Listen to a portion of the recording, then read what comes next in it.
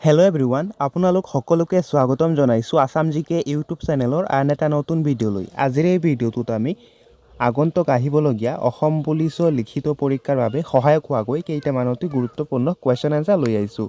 গতিকে ভিডিঅ'টো স্কিপ নকৰি সম্পূৰ্ণলৈকে চাব। তেন্তে বলকচোন আজিৰ এই ভিডিঅ'টো আৰম্ভ কৰোঁ। আজিৰ আমাৰ ফাৰ্ষ্ট কুৱেশ্যনটো সুধিছে, বৰ্তমান অসমৰ মুঠ জিলাৰ সংখ্যা কিমান? বৰ্তমান অসমৰ মুঠ জিলাৰ সংখ্যা কিমান সুধিছে। এই প্ৰশ্নৰ ৰাইট এনচাৰটো হৈছে অপশ্যন ডি 35খন। বৰ্তমান অসমৰ মুঠ জিলাৰ সংখ্যা হৈছে 35খন। নেক্সট কুৱেশ্যন, অসমৰ জিলাসমূহক মুঠ কিমানটা সম্মণ্ডলত ভাগ কৰা হৈছে? ইয়াত 4টা অপশ্যন দিয়া আছে। এই 4টা অপশ্যনৰ ভিতৰত ইয়াৰ ৰাইট এনচাৰটো হৈছে অপশ্যন চি 5টা। অসমৰ জিলাসমূহক মুঠ 5টা সম্মণ্ডলত ভাগ কৰা হৈছে। নেক্সট কুৱেশ্যনটো সুধিছে,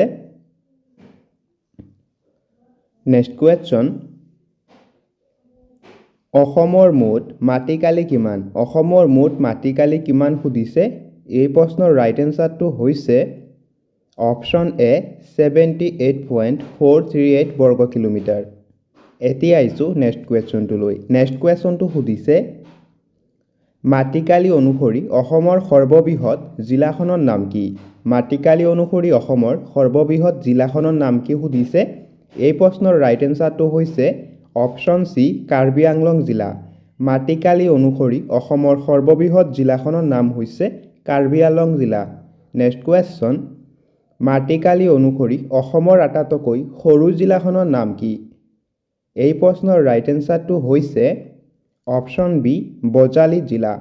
মাটিকালি অনুসৰি অসমৰ আটাইতকৈ সৰু জিলাখনৰ নাম হৈছে বজালী জিলা আৰু এই বজালী জিলাৰ মুঠ মাটিকালি হৈছে 422.95 বৰ্গ কিলোমিটাৰ আৰু অসমৰ দ্বিতীয় সৰু জিলাখনৰ নাম হৈছে দক্ষিণ শালমাৰা বা মানকাছাৰ জিলা আৰু ইয়াৰ মুঠ মাটিকালি হৈছে 568 বৰ্গ কিলোমিটাৰ। নেক্সট কুৱেশ্যন, অসমৰ সৰ্বাধিক জনসংখ্যা থকা জিলাখনৰ নাম কি?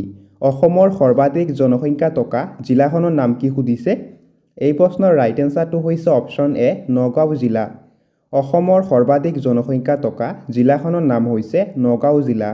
নেক্সট কুৱেশ্যন, অসমৰ সৰ্বনিম্ন জনসংখ্যা থকা জিলাখনৰ নাম কি? অসমৰ সৰ্বনিম্ন জনসংখ্যা থকা জিলাখনৰ নাম কি সুধিছে।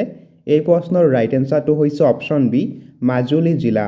অসমৰ সৰ্বনিম্ন জনসংখ্যা থকা জিলাখনৰ নাম হৈছে মাজুলী জিলা। নেক্সট কুৱেশ্যন, অসমৰ সৰ্বাধিক জনসংখ্যাৰ ঘনত্ব থকা জিলাখনৰ নাম কি?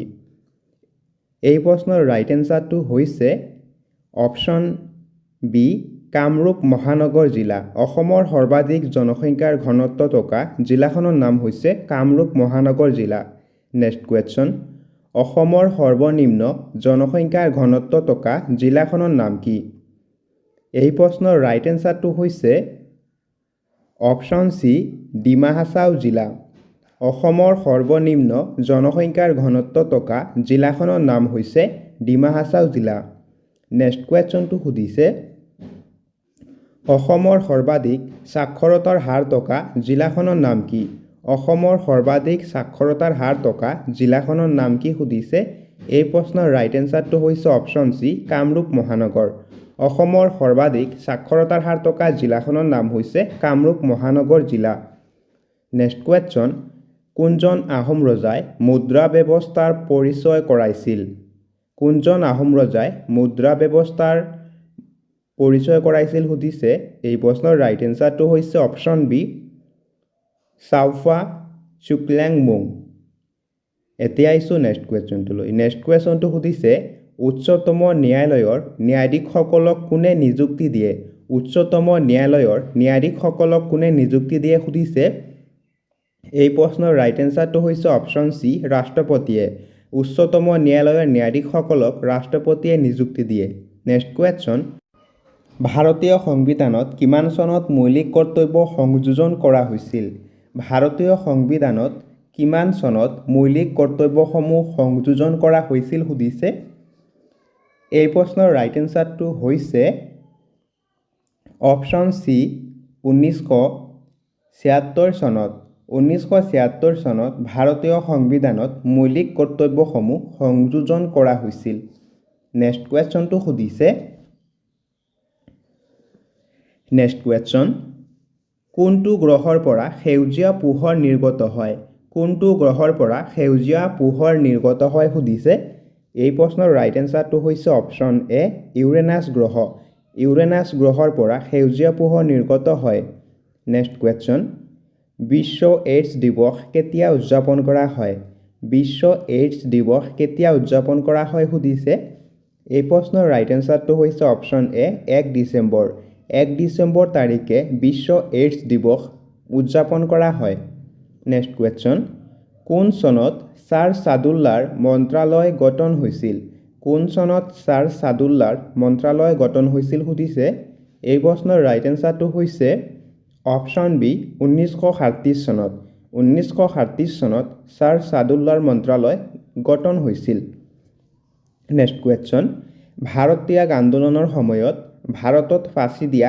একমাত্ৰ শ্বহীদ কোন আছিল এই প্ৰশ্নৰ ৰাইট এনসাৰটো হৈছে অপচন সি কুশল কোঁৱৰ ভাৰত ত্যাগ আন্দোলনৰ সময়ত ভাৰতত ফাঁচি দিয়া একমাত্ৰ শ্বহীদ আছিল কুশল কোঁৱৰ নেক্সট কুৱেশ্যনটো সুধিছে মণিৰাম দেৱানৰ লগত কাক ফাঁচি দিয়া হৈছিল মণিৰাম দেৱানৰ লগত আৰু কাক ফাঁচি দিয়া হৈছিল সুধিছে এই প্ৰশ্নৰ ৰাইট এনসাৰটো হৈছে অপচন এ পিয়লি বৰুৱা মণিৰাম দেৱানৰ লগত পিয়লি বৰুৱাক ফাঁচি দিয়া হৈছিল next question Narendra Modi stadium ক'ত অৱস্থিত নৰেন্দ্ৰ মোদী ষ্টেডিয়াম ক'ত অৱস্থিত সুধিছে এই প্ৰশ্নৰ ৰাইট এনসাৰটো হৈছে option D Ahmedabad Narendra Modi stadium Gujarat ৰাজ্যৰ আহমেদাবাদত অৱস্থিত নেক্সট কুৱেশ্যনটো সুধিছে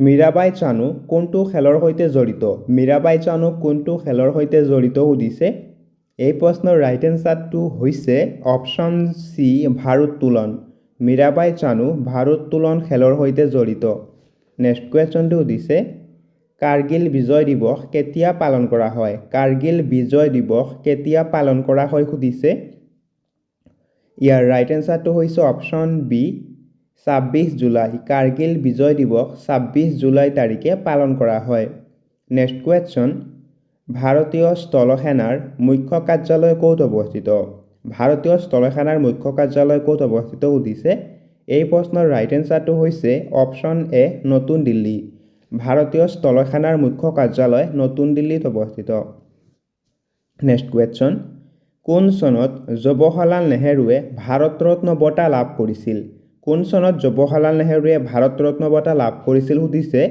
এই প্ৰশ্নৰ ৰাইট এনসাৰটো হৈছে অপচন এ 1955 চনত 1955 চনত জৱাহৰলাল নেহৰুৱে ভাৰত ৰত্ন বঁটা লাভ কৰিছিল নেক্সট কুৱেশ্যন পদ্মশ্ৰী বঁটা প্ৰাপ্ত প্ৰথম ভাৰতীয় মহিলা খেলুৱৈগৰাকী কোন এই প্ৰশ্নৰ ৰাইট এনসাৰটো হৈছে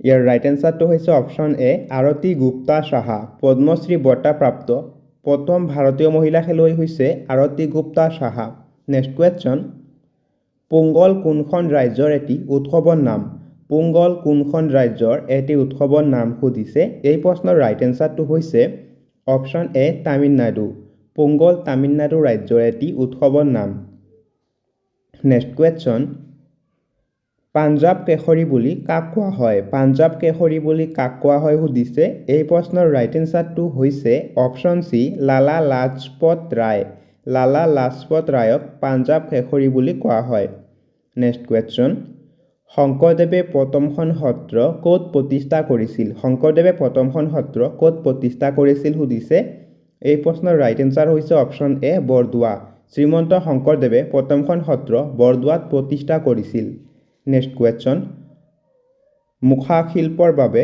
কোনখন সত্ৰ বিখ্যাত মুখা শিল্পৰ বাবে কোনখন সত্ৰ বিখ্যাত সুধিছে ইয়াৰ ৰাইট এনসাৰ হৈছে অপচন সি চামগুৰি সত্ৰ মুখা শিল্পৰ বাবে চামগুৰি সত্ৰ বিখ্যাত নেক্সট কুৱেশ্যন মধুপুৰ সত্ৰ কোন ঠাইত আছে মধুপুৰ সত্ৰ কোন ঠাইত আছে সুধিছে এই প্ৰশ্নৰ ৰাইট এনসাৰটো হৈছে অপচন বি কোচবিহাৰ মধুপুৰ সত্ৰ পশ্চিমবংগ ৰাজ্যৰ কোচবিহাৰত আছে নেক্সট কুৱেশ্যন শ্ৰীমন্ত শংকৰদেৱৰ মৃত্যু ক'ত হৈছিল শ্ৰীমন্ত শংকৰদেৱৰ মৃত্যু ক'ত হৈছিল সুধিছে এই প্ৰশ্নৰ ৰাইট এনসাৰ হৈছে অপচন এ মধুপুৰ সত্ৰ শ্ৰীমন্ত শংকৰদেৱৰ মৃত্যু কোচবিহাৰৰ মধুপুৰ সত্ৰত হৈছিল নেক্সট কুৱেশ্যন বৰপেটা সত্ৰ কোনে প্ৰতিষ্ঠা কৰিছিল? বৰপেটা সত্ৰ কোনে প্ৰতিষ্ঠা কৰিছিল সুধিছে। ইয়াৰ ৰাইট এনচাৰ হৈছে অপশ্যন বি মাধৱদেৱ। বৰপেটা সত্ৰ মাধৱদেৱে প্ৰতিষ্ঠা কৰিছিল। Next question. আহোম ৰজা জয়দেৱ সিংহই কোনখন সত্ৰ প্ৰতিষ্ঠা কৰিছিল? তলত দিয়া অপশ্যন 4টাৰ ভিতৰত ইয়াৰ ৰাইট এনচাৰ হৈছে অপশ্যন এ আউনীআটী সত্ৰ। আহোম ৰজা জয়দেৱ সিংহই আউনীআটী সত্ৰ প্ৰতিষ্ঠা কৰে। Next question. হোলী কোনখন সত্ৰৰ প্ৰধান উৎসৱ? হোলী কোনখন সত্ৰৰ প্ৰধান উৎসৱ সুধিছে। ইয়াৰ ৰাইট এনচাৰ হৈছে অপশ্যন বি বৰপেটা। হোলী বৰপেটা সত্ৰৰ প্ৰধান উৎসৱ। Next question. মাধৱদেৱে ৰচনা কৰা বৰগীতৰ সংখ্যা কিমান? মাধৱদেৱে ৰচনা কৰা বৰগীতৰ সংখ্যা কিমান সুধিছে। ইয়াৰ ৰাইট এনচাৰ হৈছে অপশ্যন এ 191টা। মাধৱদেৱে ৰচনা কৰা মুঠ বৰগীতৰ সংখ্যা হৈছে 191টা। Next question. টুচু পূজা কোনটো সম্প্ৰদায়ে পালন কৰে? টুচু পূজা কোনটো সম্প্ৰদায়ে পালন কৰে সুধিছে। এই প্ৰশ্নৰ ৰাইট এনচাৰ হৈছে অপশ্যন চি চাহ জনজাতি লোকসকলে। টুচু পূজা চাহ জনজাতি লোকসকলে উদযাপন কৰে। Next question. কোনটো সম্প্ৰদায়ে বৈশাগু উৎসৱ পালন কৰে? কোনটো সম্প্ৰদায়ে বৈশাগু উৎসৱ পালন কৰে সুধিছে। ইয়াৰ ৰাইট এনচাৰ হৈছে অপশ্যন ডি বড়োসকলে। বড়োসকলে বৈশাগু উৎসৱ উদযাপন কৰে। Next question. ফাগুন মাহৰ প্ৰথমটো বুধবাৰে কি উৎসৱ উদযাপন কৰা হয়? ফাগুন মাহৰ প্ৰথমটো বুধবাৰে কি উৎসৱ উদযাপন কৰা হয় সুধিছে। ইয়াৰ ৰাইট এনচাৰ হৈছে অপশ্যন এ আলি আই লৃগাং। আলি আই লৃগাং ফাগুন মাহৰ প্ৰথমটো বুধবাৰে উদযাপন কৰা হয়। Next question. অসমীয়া ভাষাত জিকিৰ আৰু জাৰি গীত কোনে ৰচনা কৰিছিল? এই প্ৰশ্নৰ ৰাইট এনচাৰটো হৈছে অপশ্যন এ আজান ফকীৰ। অসমীয়া ভাষাত জিকিৰ আৰু জাৰি গীতসমূহ আজান ফকীৰে ৰচনা কৰিছিল। Next question. গিয়াছুদ্দিন আউলিয়াৰ সমাধি ক'ত অৱস্থিত? গিয়াছুদ্দিন আউলিয়াৰ সমাধি ক'ত অৱস্থিত সুধিছে। ইয়াৰ ৰাইট এনচাৰটো হৈছে অপশ্যন বি হাজো। গিয়াছুদ্দিন আউলিয়াৰ সমাধি হাজোত অৱস্থিত। Next question. কোনখন থান বা মন্দিৰ অৰুণাচল প্ৰদেশত অৱস্থিত? তলত দিয়া অপশ্যন 4টাৰ ভিতৰত ইয়াৰ ৰাইট এনচাৰটো হৈছে অপশ্যন এ মালিনী থান। মালিনী থান অৰুণাচল প্ৰদেশত অৱস্থিত। Next question. কোনটো মন্দিৰৰ চালিখন তামেৰে নিৰ্মিত? কোনটো মন্দিৰৰ চালিখন তামেৰে নিৰ্মিত সুধিছে। ইয়াৰ ৰাইট এনচাৰটো হৈছে অপশ্যন ডি তামেশ্বৰী মন্দিৰ। তামেশ্বৰী মন্দিৰৰ চালিখন তামেৰে নিৰ্মিত। Next question. কোনখন স্থানক অসমৰ খাজুৰাহো বুলি কোৱা হয়? কোনটো স্থানক অসমৰ খাজুৰাহো বুলি কোৱা হয় সুধিছে। ইয়াৰ ৰাইট এনচাৰটো হৈছে অপশ্যন চি মদন কামদেৱ মন্দিৰ। মদন কামদেৱ মন্দিৰক অসমৰ খাজুৰাহো বুলি কোৱা হয়। Next question. বৰৰজা অম্বিকাই কোনটো মন্দিৰ নিৰ্মাণ কৰিছিল? বৰৰজা অম্বিকাই কোনটো মন্দিৰ নিৰ্মাণ কৰিছিল সুধিছে। ইয়াৰ ৰাইট এনচাৰ হৈছে অপশ্যন বি শিৱদৌল। বৰৰজা অম্বিকাই শিৱদৌল নিৰ্মাণ কৰিছিল। Next question. জ্যোতি চিত্ৰবন কোন চনত প্ৰতিষ্ঠা কৰা হৈছিল? এই প্ৰশ্নৰ ৰাইট এনচাৰটো হৈছে অপশ্যন এ 1961 চনত। জ্যোতি চিত্ৰবন 1961 চনত প্ৰতিষ্ঠা কৰা হৈছিল। Next question. অসম নাট্য সন্মিলনৰ প্ৰথম সভাপতি কোন আছিল? এই প্ৰশ্নৰ ৰাইট এনচাৰটো হৈছে অপশ্যন ডি কলাগুৰু বিষ্ণুপ্ৰসাদ ৰাভা। অসম নাট্য সন্মিলনৰ প্ৰথম সভাপতি আছিল কলাগুৰু বিষ্ণুপ্ৰসাদ ৰাভা। Next question. 1921 চনৰ অসম ভ্ৰমণৰ সময়ত গান্ধীজী তলত উল্লেখ কৰা কোনটো ঘৰত আছিল? তলত দিয়া অপশ্যন 4টাৰ ভিতৰত ইয়াৰ ৰাইট এনচাৰটো হৈছে অপশ্যন ডি পকীত। নেক্সট কুৱেশ্যনটো সুধিছে বাণ থিয়েটাৰ কোন চনত প্ৰতিষ্ঠা কৰা হৈছিল? বাণ থিয়েটাৰ কোন চনত প্ৰতিষ্ঠা কৰা হৈছিল সুধিছে। এই প্ৰশ্নৰ ৰাইট এনচাৰটো হৈছে অপশ্যন চি 1906 চনত। 1906 চনত বাণ থিয়েটাৰ প্ৰতিষ্ঠা কৰা হৈছিল। Next question. অসম সাংস্কৃতিক বিশ্ববিদ্যালয় কোন ঠাইত আছে?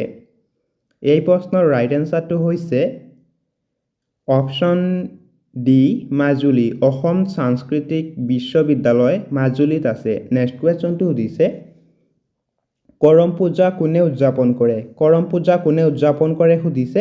এই প্ৰশ্নৰ ৰাইট এনচাৰটো হৈছে অপশ্যন চি চাহ জনগোষ্ঠীৰ লোকসকলে কৰম পূজা চাহ জনগোষ্ঠীৰ লোকসকলে উদযাপন কৰে নেক্সট কুৱেশ্যন আৰনাই কোনটো সম্প্ৰদায়ৰ পৰম্পৰাগত পোছাক আৰনাই কোনটো সম্প্ৰদায়ৰ পৰম্পৰাগত পোছাক সুধিছে ইয়াৰ ৰাইট এনচাৰ হৈছে অপশ্যন এ বড়ো আৰনাই বড়ো সম্প্ৰদায়ৰ পৰম্পৰাগত পোছাক নেক্সট কুৱেশ্যন বুৰতাল নৃত্যৰ প্ৰতিষ্ঠাপক বুলি কাক কোৱা হয় বুৰতাল নৃত্যৰ প্ৰতিষ্ঠাপক বুলি কাক কোৱা হয় সুধিছে এই প্ৰশ্নৰ ৰাইট এনচাৰটো হৈছে অপশ্যন চি নৰহৰি বুঢ়াবকতত বুৰতাল নৃত্যৰ প্ৰতিষ্ঠাপক বুলি কোৱা হয় নেক্সট কুৱেশ্যন কোনটো মন্দিৰত দেওধনী নৃত্য পৰিৱেশন কৰা হয় কোনটো মন্দিৰত দেওধনী নৃত্য পৰিৱেশন কৰা হয় সুধিছে ইয়াৰ ৰাইট এনচাৰটো হৈছে অপশ্যন বি কামাখ্যা মন্দিৰ নেক্সট কুৱেশ্যন দেওধনী নৃত্য কাৰ সৈতে জড়িত দেওধনী নৃত্য কাৰ সৈতে জড়িত সুধিছে ইয়াৰ ৰাইট এনচাৰটো হৈছে অপশ্যন চি মা মনসা দেওধনী নৃত্য মা মনসাৰ সৈতে জড়িত নেক্সট কুৱেশ্যনটো সুধিছে বুৰতাল নৃত্যৰ আৰম্ভণি কোন ঠাইৰ পৰা হৈছিল বুৰতাল নৃত্যৰ আৰম্ভণি কোন ঠাইৰ পৰা হৈছিল সুধিছে এই প্ৰশ্নৰ ৰাইট এনচাৰ হৈছে অপশ্যন চি বৰপেটা বুৰতাল নৃত্যৰ আৰম্ভণি বৰপেটাৰ পৰা